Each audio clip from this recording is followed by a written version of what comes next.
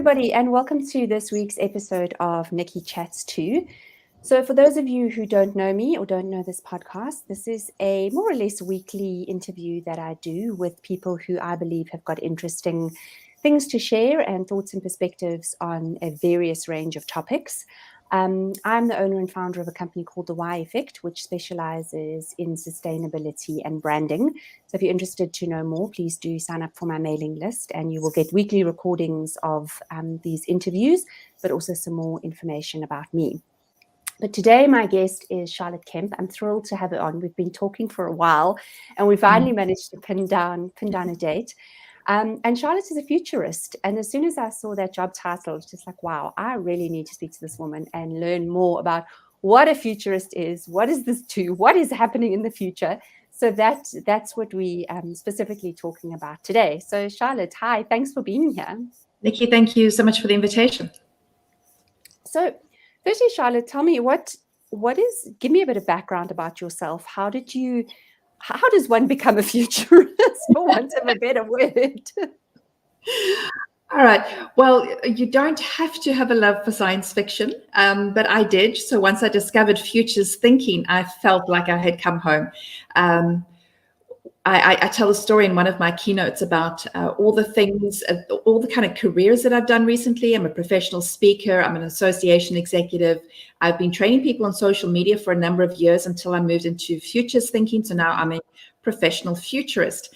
And none of those jobs could I have studied at university when I was back in university. So it really is quite interesting just looking at my own career and seeing that the things that I'm doing were not things that I could have anticipated and prepared for when I was younger because they weren't around. Which makes me think about my children who are studying at university, and are they studying for careers that are going to be out of date? Or can they learn something that will prepare them for the future? So as a futurist, that's the kind of stuff we explore. And how do we think about the future? How do we prepare for it? I am a professional futurist, but my claim is that everyone is a natural futurist. We just can be better if we're more intentional about it and if we can use some of the tools that are available. Okay. So what do you actually do? Like practically, what does, I don't want to say take me through a day in your life, but take me through a day in your life. All right. Well, so, as in any field, when you kind of immerse yourself in the field, you discover that there's a variety of different ways of expressing that technique or that field. So I am a professional speaker. So I call myself a futurist keynote speaker and workshop leader. So where I am best at is talking to people, helping them to understand that we do have agency over the future, that there are things that we can do to anticipate and to prepare. We're not victims to the future. I like to get people inspired so that they feel like there's an excitement bubbling inside of them and that they can start to cast practical visions for, and this is so scalable, so for their own career, for their children, for their small business, for an entrepreneurial adventure, for a corporate, for a government, for a city, municipality. These skills can be used in all of those places. But in the futures field, some of my colleagues do some of the really deep research work, and I admire them so much. I don't think I quite have the patience that they do, but they would work with larger organizations and they would do full-fledged projects. So when I talk about, I've got a very simple model that says in these 4 steps, you can start your futures program in the next hour after we finish speaking. You can start preparing for your future. But they would take those 4 steps and they would make that kind of unfold over 24 months or 36 months because they do all the research and they do all the trend analysis and they do all the preparation and the mindset work that the teams need to prepare that organization for the future. So there's a lot. I don't want it to make it sound complicated, but there is such a strong, good academic background to the work that is there. And you can now study this at university, but there's also some very simple, practical ways that we can get started so that we can become futurists as well. It's not just reserved for the ivory tower people. Okay. Yeah, because I know one of the things that you and I spoke about when we spoke initially was this whole link between philosophy and future and kind of making those connections. But before we get into that, so practically, what can I do? Because this is something that I'm very interested in, but I do find it overwhelming. And like you said, I not only don't have the time, but I also don't have the skills to start doing that deep research and digging into things and making connections that I haven't necessarily made before, and joining those dots. Yeah. Well, like any new skill that we're learning, one of the very first things we need to do is to become aware of the fact that there are things out there that we don't know, that we should be aware of. And it doesn't mean that we have to get a university degree or go back and study these things at any deep level, but we need to pay attention. And we find we hear these stories a lot in social media about how we are in an echo chamber in social media. So we kind of explore the content that we already believe in, and the algorithms will then deliver more content to reinforce what we already believe. No matter what it is we believe, the algorithms will reinforce that for us. So what we have to do is we have to break that, and we have to start finding a way to scan far and wide across the world to expose our brains to more ideas. And that literally is the first step. So I've got this model called it's the model, I call it the compass model. You want to find direction, so you need a compass. And the very first step is gathering intelligence. And gathering intelligence means listening to this conversation, becoming aware that there are things that we need to pay attention to, and then starting to look for them. And it might mean subscribing to a few newsletters from outside of your bubble. If you're a small organization, maybe you want to follow some large multinational organizations and see what they're doing. If you are a for-profit organization, maybe follow some non-profit organizations and see what they're doing. If we're in Southern Africa, then go and subscribe to something in Asia and in South America, Latin America. Find something outside of your bubble, because you just need to, first of all, challenge your brain that assumes that it knows what's going on. But if you're exposed to more ideas, you become more creative, and you find more opportunities, and you start to identify the signals that could be a problem. So in this model, the first one is gather intelligence. The second one is manage change, because that's going to be inevitable. We've got a whole lot of assumptions about whether we like change or not. So we need to manage the change. The third step is to describe the future. And for me, that's the fun part. That's the playing around with assumptions about, let's create this scenario or that scenario. And the scenario planning exercises are so powerful and so exciting. So that's the third step. And then the fourth step, like any entrepreneurial journey, any business or organization, is you test your strategy. So you're going to go through those steps, create a plan, and then you want to test it out. And you can theoretically test it, like in a wind tunnel. You put a new car into a wind tunnel. Streamline. You want to wind tunnel your own plans before you put them into operation. So a lot of it is about imagination and not role playing, because nobody likes role playing, but scenario playing, kind of immersing yourself into the idea of what the future could look like, and then deciding philosophically whether we like that or not. Is that a good future or a bad future? Is this something we should avoid, or is this something we should get into and really try and enhance? Those 4 steps, that's all it takes to be a futurist. Oh, wow. Okay, that sounds really simple. So my future colleagues would be like, cringe if they heard me say that. But that anything that you discover or read about in terms of futures thinking will fall into, any of those models will fall into those 4 steps. And I suppose you do, like with anything, if you don't start it on a very simple level, I'm going to get overwhelmed. It's going to become too much, and then I'm just going to back away and just I can't do this. It's too hard. So when you talk about managing change and this perception of, so as you said, people either have this notion of I handle change well, or no, I don't. So how would you guide people, even if it's just themselves, through that? I mean, do you have any thoughts on this, or is this this is whatever? That's really hard. It is. And it's so interesting. We don't mind change at all. If we initiate it, we do not like change imposed on us. Oh, wow. That's interesting. Yeah. That's the main thing. I mean, think about, like, really practical. You go to the doctor, and the doctor tells you, your blood pressure is too high and your cholesterol's too high, and maybe you're carrying a little bit too much weight, and you must go home and change your diet, and you must start exercising, and you must avoid alcohol, and you kind of resist that. And then the worst thing is if you come home and tell your partner what the doctor said, because then the next morning the partner is saying, get out of bed and go for a run, and no, you can't eat the steak and the wine, and we're having all of this imposed on us, and we don't like that. But if we wake up in January and say, new year, new me, I'm going to go on a diet because I know my blood pressure is too high. I know my cholesterol is too high. So I'm going to eat better. I'm going to change my lifestyle. And then we can do it because it comes from us. It's not being imposed on us. And that's one of the first insights we need to get about change, which most of us don't think about. We just automatically think we don't like change. There's another insight about change, which is quite interesting, is that we're in one state and we know that the other state is good. We just don't like this messy middle. That part where we're not feeling competent, we're not feeling comfortable, that is very frustrating. So it's winter here. And think about getting up in the morning, you're in your pajamas and you want to get into the shower, but now you've got to get undressed. You're comfortable in your pajamas, but you've got to get undressed and get into the water and get wet. And that's a change of state. And we don't want to do that. But eventually, we have to. So we get into the shower and then the water's, coming down. It's nice and hot. We feel like, we could spend the rest of the day here in the shower because it's lovely and revitalizing, but it's warm and it's covering us.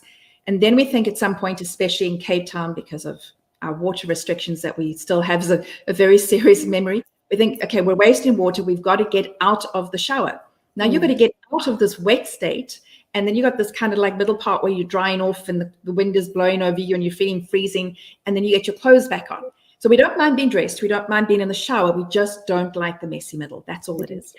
Okay. And for those of you that are watching from overseas or in the UK or Europe, in South Africa, we do not have central heating in our houses in general. So our houses are cold, even in winter. Yeah. And I'm sure there are lots of people at the moment who would love a cold house from the northern hemisphere. No, we recognize that. Yeah. But anyway, so that's really interesting. And then, so once we've kind of learned how to manage this change and figure, do you find that by doing this, we're more likely to be able to put ourselves in a position where we are initiating the change as opposed to it being imposed on us with this kind of thinking? We have to understand any kind of change at all requires us understanding what the benefit is of the change. We don't just change for the fun of it. We're doing it for a reason. And so, when we look at the statistics about, jobs that are becoming redundant and technologies that are replacing old skill sets and things like that, there's an anxiety about what about my future? Will I still be relevant? Will I still have a job? Will the company that I'm working for, will they still be relevant and be able to produce a product? And it's very, very easy for us to keep ourselves busy with other things, like improving our skill sets in something that we're already comfortable in, thinking that if we get better, we might get a new opportunity. But we can very effectively improve ourselves in a direction that becomes utterly irrelevant. We're improving incrementally in a field that just doesn't make any sense in the future.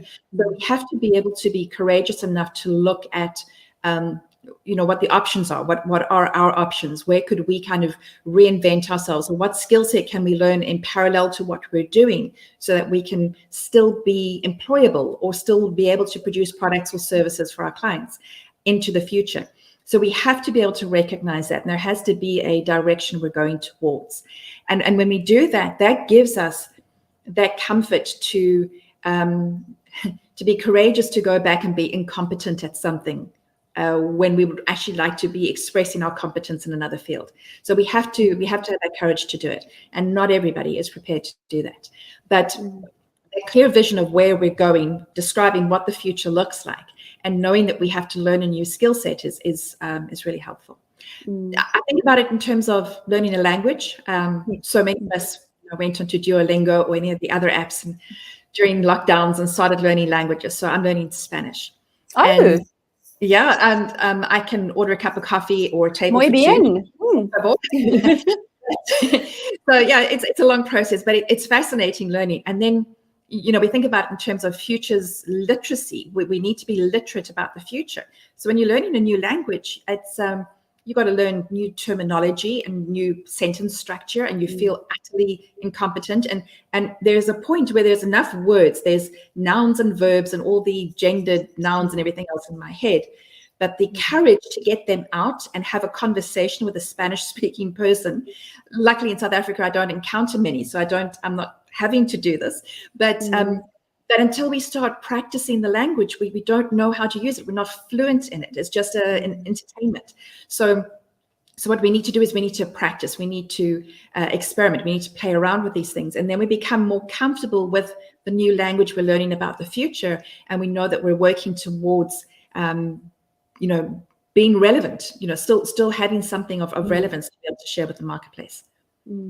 I love that you use the word courage, because I think it is such a powerful word. And I think doing anything that's new and different does take a huge amount of courage.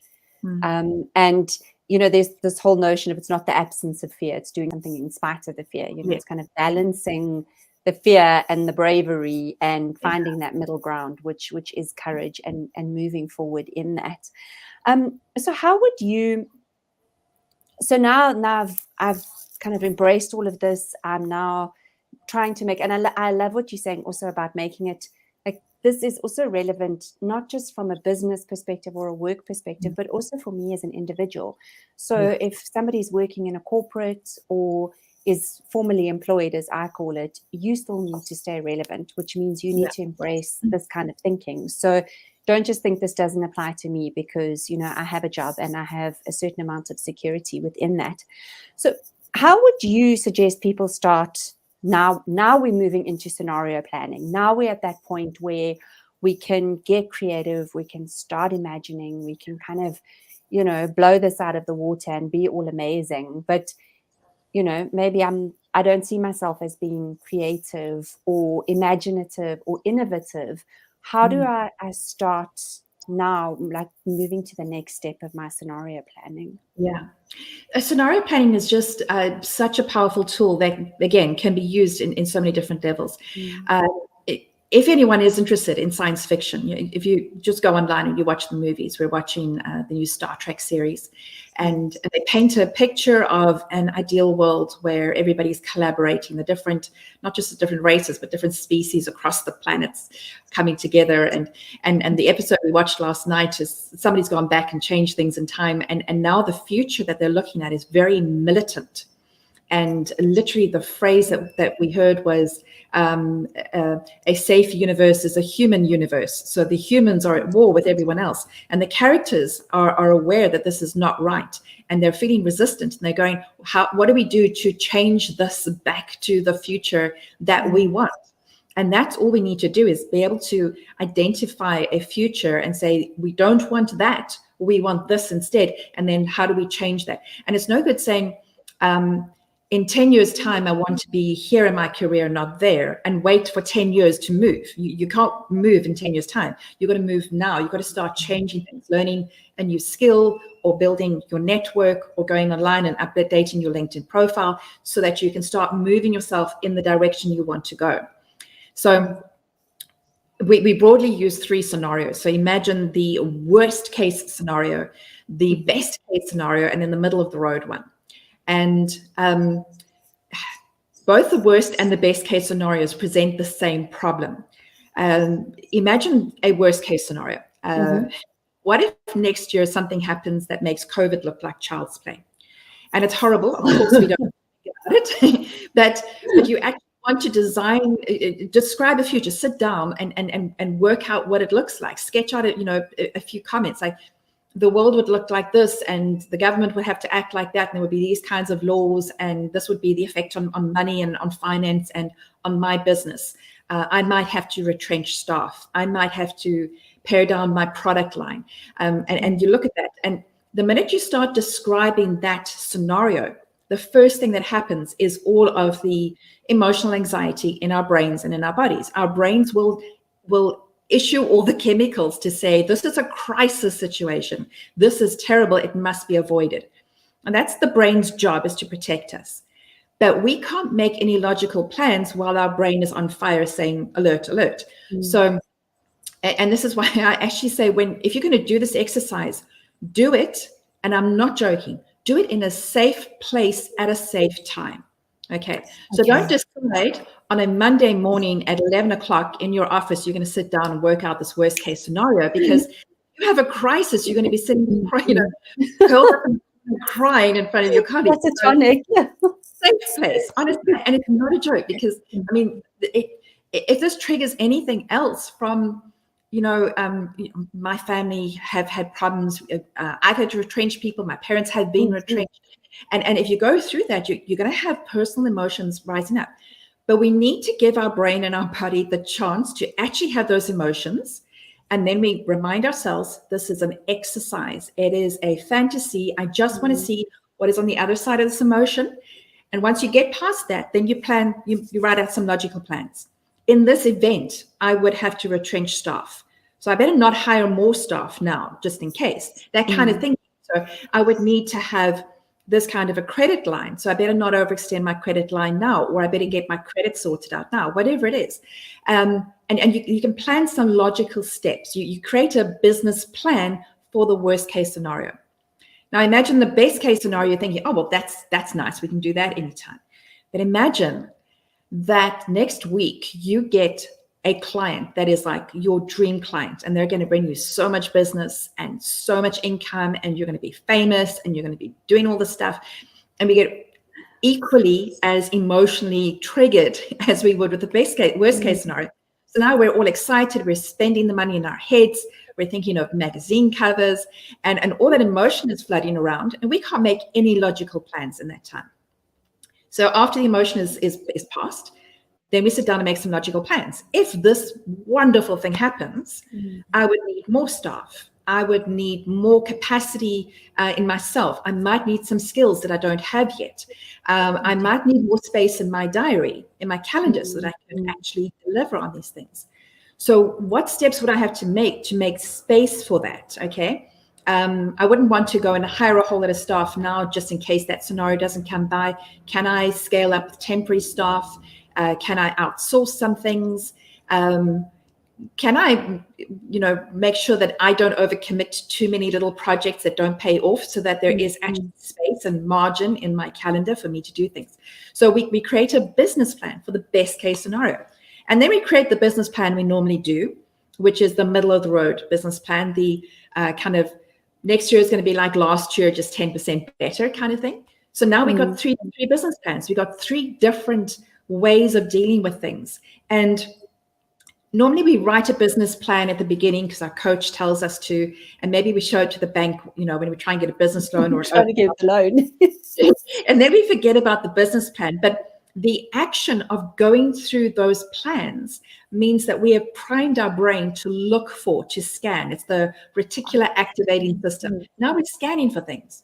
So when we see something happen, we're reading the headlines, not deep studies or anything, the headlines of a newsletter from Canada, and we go, they're doing things like that in Canada. What does that mean for me here?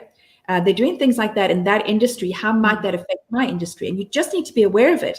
And then you start to pick up patterns or ideas or little indicator flags that say we're going in this direction or that direction, in which case you can make some responses because you've already worked out your logical plans. And you're not trying to, in the middle of a crisis, like when COVID happened, the lockdown, in that crisis, we came up with plans. And how could we do that? We had no idea what we were looking at. So we want to create those plans so that we got something logical to go and look at while the emotion is starting to bubble up. I love scenarios. I think that they're so powerful for us. And that can be by anybody. My daughter, who's 23, she's studying. She wants to go overseas and further her studies. She attended one of my workshops and she finished. She goes, Mom, I've listened to you and I love the work that you're doing, but I just realized what I can do with my career. And I'm going, well, good. If it applies to a 23-year-old just starting out, then we can use it for anything. It's not difficult.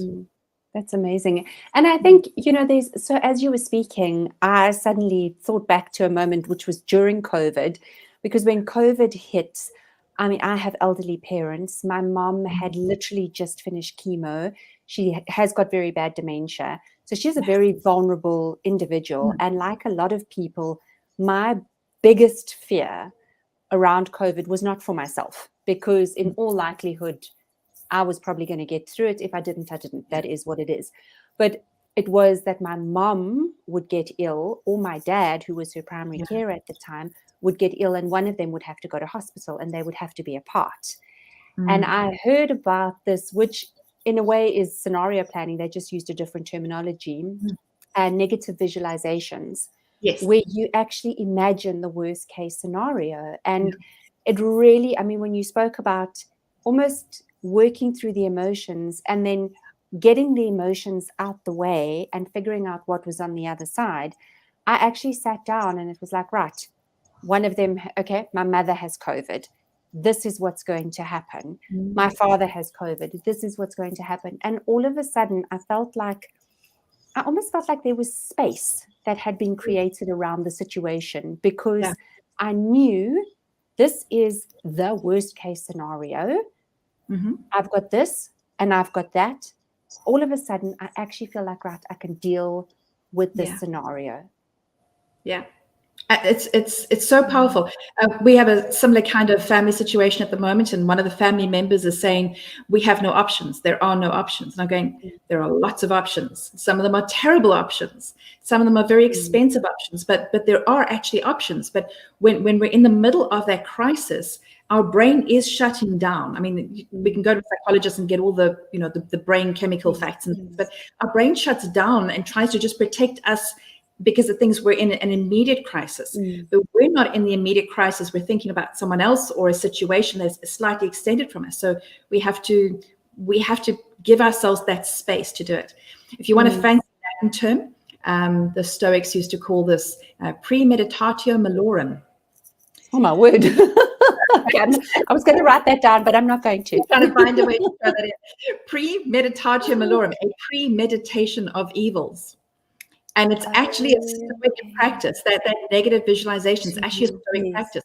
And we've been taught so much about positive visualization that we resist it. Like, we don't want to dwell on the negatives. We're not dwelling on the negatives. We are considering the negatives. We're considering the scenario.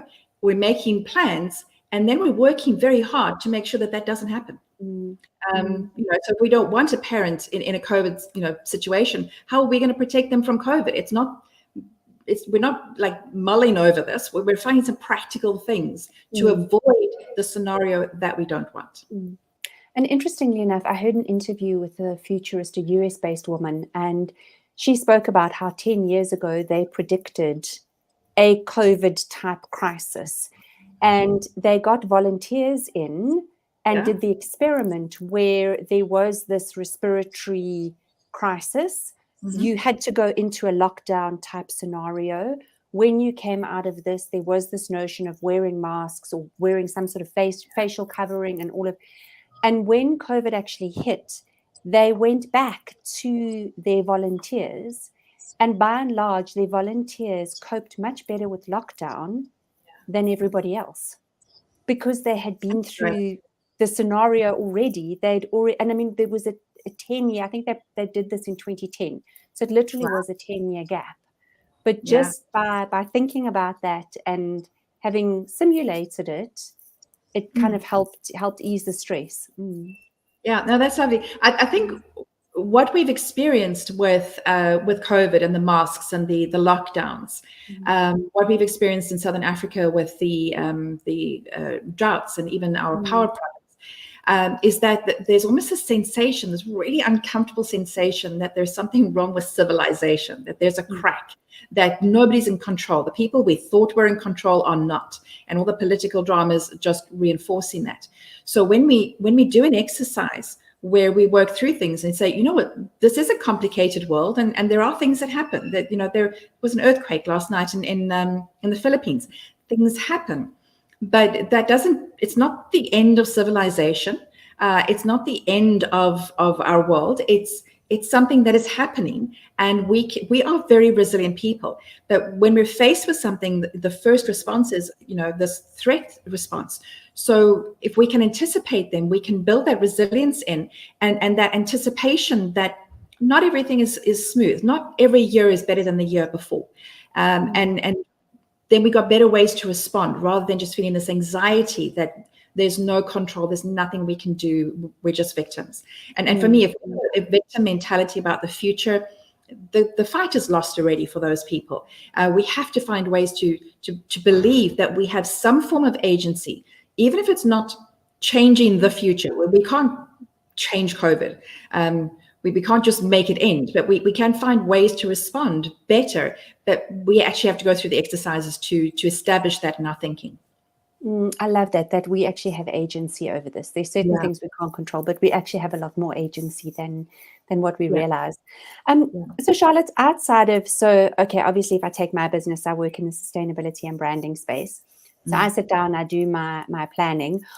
Are there things, while I'm busy subscribing to my newsletters and my newspapers from Asia to expand my horizons, are there certain things that, obviously I want to follow things that relate to my industry, but are there other things that you think, like top 5 or top 6, that actually these are things that if you are on earth and alive at the moment, that you should be following, and you should be aware of what's happening in these spaces? Yeah. When people talk to futurists, they very often think that it's all about technology. That's just one of the things. Technology certainly is changing a lot of stuff that in our experience, and we have to be able to keep up with that. Beg your pardon. But one of the things we can do, an exercise we do is, and they got different names. They call it STEEP or La Peste or PESTLE. PESTLE is the drivers of change. So you want to be aware of political changes, economic changes, social, technological, legislation, and then the environment. And if you're just paying attention to those, just a high level thing, then you're not being left behind. You don't need to know about all the latest technology and the gadgets and things, but you need to be aware that there are these things happening. So anything that will just keep you informed of those 6 areas would be very powerful. But then how we actually respond to it, that's a different one. What I encourage people to do, there's a lovely model called, there are these 3 horizons, Horizon 1, 2, and 3. And Horizon 1 is what we're experiencing right now. Horizon 2 is what is coming. And then Horizon 3 is kind of what is beyond, maybe 5 or 10 years down the line. And if you use that model, then you've got a little framework to say, this is something I have to deal with today. This is something I have to be aware of. And this is something I'm going to explore on a Sunday afternoon. I'm going to read some newspapers or some blog posts and things and explore that. So there's lots of ways of kind of just keeping ourselves aware of that. But if there is one mega trend, because you go online and you search for trends in your industry, trends in your country, there's a variety of different kinds of trend reports, but there's some big themes. And the one is the exponential nature of change. Change is happening at a faster pace. Business is happening faster. Communication is happening faster, which is why when we have a pandemic, it spreads faster. And that speed of change is of concern because we need to keep our businesses up to date and our skills up to date. And sometimes a change that happens somewhere else ripples through very quickly to affect us or our industry or our sector. So the exponential rate of the world is probably the biggest driver that I'm concerned about, that we need to be paying attention to, because that can catch us unawares. If our parents are not, if they're not keeping up to date, then they've lost the plot. They cannot catch up with what is happening. And what our children are doing and what they are experiencing is faster even than how we are operating. That's something we need to find ways to respond to. And the best way to look that up would just be to Google it. Yeah. And there's some very good work. There's a book, I wish I could remember the name, but there's a book called Exponential Organizations. From Singularity University, Salim Ismail. Salim Ismail. Yes. And it's a very, very practical thing in there about how to get your organization ready in terms of exponential change. I talk about exponential thinking or exponential leadership for exponential times, but that's more of a mindset approach than practical business elements. Okay. And I think that, I mean, you've touched on mindset a couple of times now. I think mindset is a big thing, because until you get the mindset right, the practicalities will follow, but you've got to get your head right around it first. Okay. So Charlotte, you touched on the Stoics. So now let's get philosophical and let's start looking at the link, because I'm fascinated by philosophy, and it's something that I've always at a very perfunctory level, if I can put it that way, but it's something that I'm really, really interested in. So talk to me more about this link. Tell me more. How does all of this stuff fit together? I can. I've been playing around with this idea. The Stellenbosch Business School's got a very good futures course, and they're like opening semesters all about philosophy. And again, I want to look at the future, not go way back to the Greeks and Trojas. But it is so important to get that philosophical framework right first. I wrote an article which is on LinkedIn last week, and it's a Venn diagram, because we love Venn diagrams. It's kind of the intersection of the philosophical approach, the psychological approach, and the practical approach to futures. And you need all three of those to intersect to find an ideal plan to the future. So if you don't, and if you look at that diagram, there's spaces where we have impossible futures, implausible futures, or irrelevant futures. So for example, it would be no good if we dealt with the psychology of change and our whole team, our whole company was on board. And yes, we're going to make these changes. And then we look at all the practical elements of how do we prepare our organization, and we're going to, bring all these, whatever it is, we got a whole lot of tactics, and we're going to do this stuff. And we do all of that, but we have omitted the philosophical part. We may end up with a future that is irrelevant, because we haven't actually thought this through. We haven't actually created a future that we want. So the philosophical approach goes back to that scenario planning. If we look at a future, we're saying, is this a future we want or not? If it's not, then we need to make plans to go in a different direction. But we can't go in a different direction if we don't know where we're going. So we need to be able to actually describe, to articulate, what does a good future look like? And broadly, I try not to make judgments. I try to allow people to kind of, explore their own values. But for me, this is a serious judgment that we have to make, is that some people, some organizations design futures that are very, very suitable for themselves and their cronies, their family, their in-group. And as long as they're okay, they don't care about what is going on in the rest of the world or the rest of the country or anything like that. And for me, that is a bad future. That is a poor design. We should be able to design futures. We are creative, resilient, resourceful humans that have done so many amazing things. We can design a future plan that is inclusive of everyone, and that is sustainable, and that doesn't deplete the Earth's resources. A future that actually, it's not an idealistic future, that these are possible.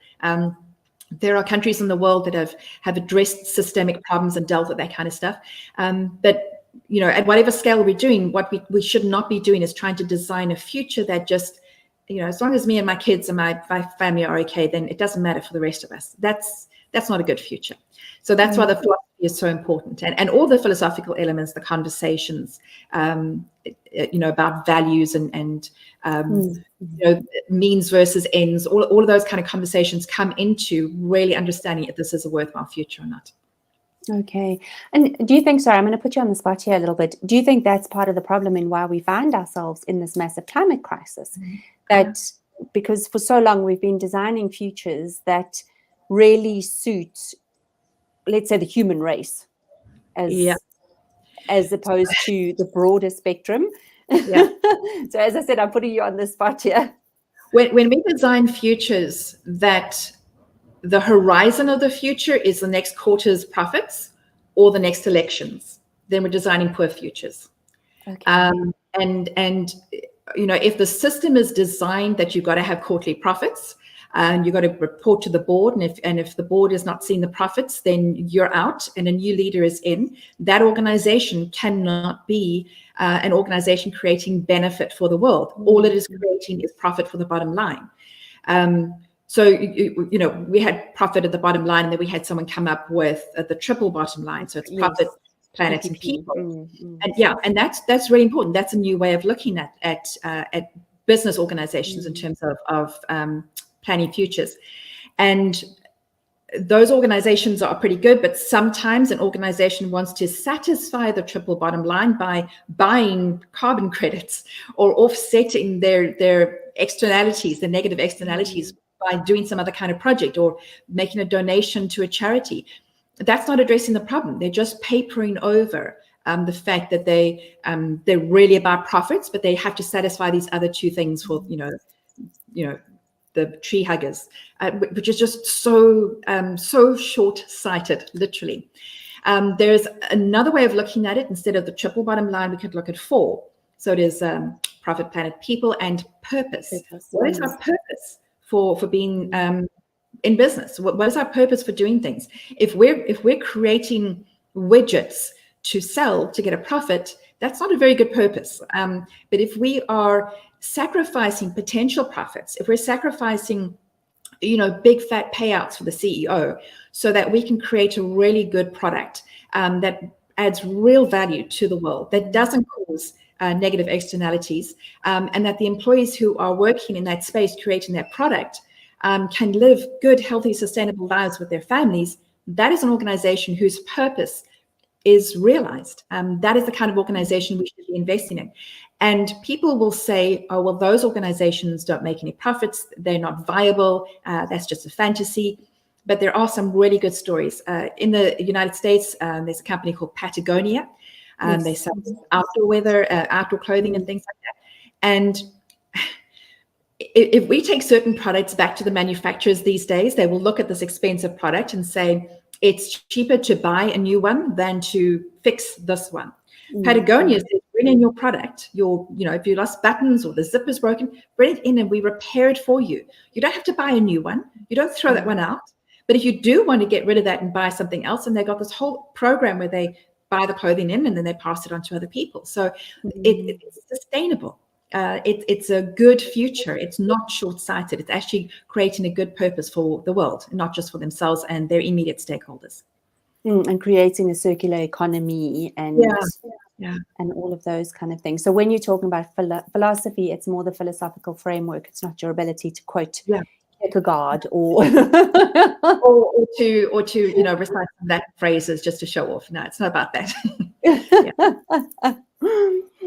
Charlotte, it's been really, really interesting talking to you, and I've had so much fun. And I know you mentioned you've got workshops.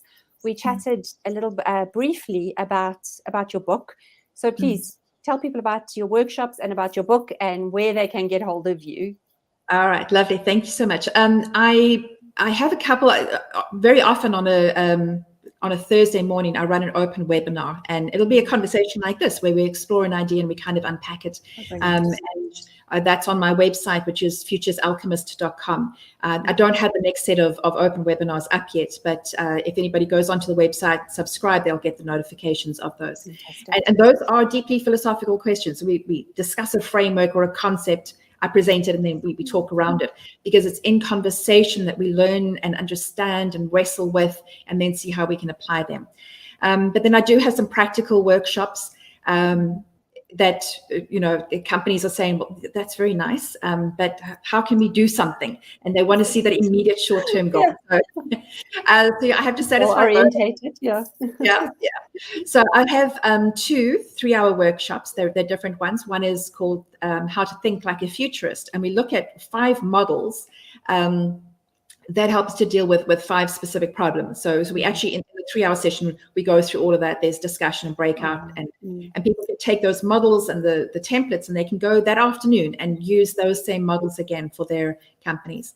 And then there's another one which launches on the 1st of September, which is called how to become an innovative organization. And they were looking at 5 innovation models, 5 innovation tools that we can use. And 2 or 3 of them are really simple, effective, creative tools. And the others are a little bit more complex, but they can all be applied to our organizations. And it's in going these are all online, hey, all your those, workshops. those workshops, they're public. The ones on the 18th, from wherever. Yeah, 18th of August, the other one's on the 1st of September. I can do them in person and I can do them, for organizations, but these are just the public versions. I really do have this desire that it needs to get into everyone's hands. There's a concept that some of my colleagues deal with. They call it democratizing foresight. Yes. But it's still very academic. So the simple way of saying that without having to think what that means is futures thinking for everyone. We should all have access to this kind of futures thinking. So I've got the workshops. I've got one online course and another online course coming up. And I've got a couple of books as well that deal with some of these elements. And some of the books are really short, 10,000 word books. Amazon sticks them into a category called a 1-hour business read. That's handy. That's very short and succinct. It is. But we need to be able to access that information and think about it and apply it. That we really need to be able to get our hands onto that kind of content. So that's the stuff that I like to create. I love working with organizations as well, but I want this information out for public to be able to use. Fantastic. Well, Charlotte, thank you so much, because this has been obviously very insightful, but it has been very practical. And I love that there's literally things that I can walk away with and go and do this afternoon. So thank you very much for that. And thank you so much for your time and your insight. And it really has, I knew it would be fascinating talking to you. And yeah, you've definitely exceeded my expectations. So thank you. Thank you very much. And thank you very much to everybody for joining us. As I said, if you are interested, I will share links to Charlotte's website and that kind of thing in the comments. And please sign up to the mailing list if you are interested. Otherwise, I will see you all next week. Enjoy the rest of your day and take care and stay safe and keep thinking forward and thinking into the future and get out of your bubble. Start subscribing to a newspaper from Asia. Take care, everybody. Bye-bye. Bye.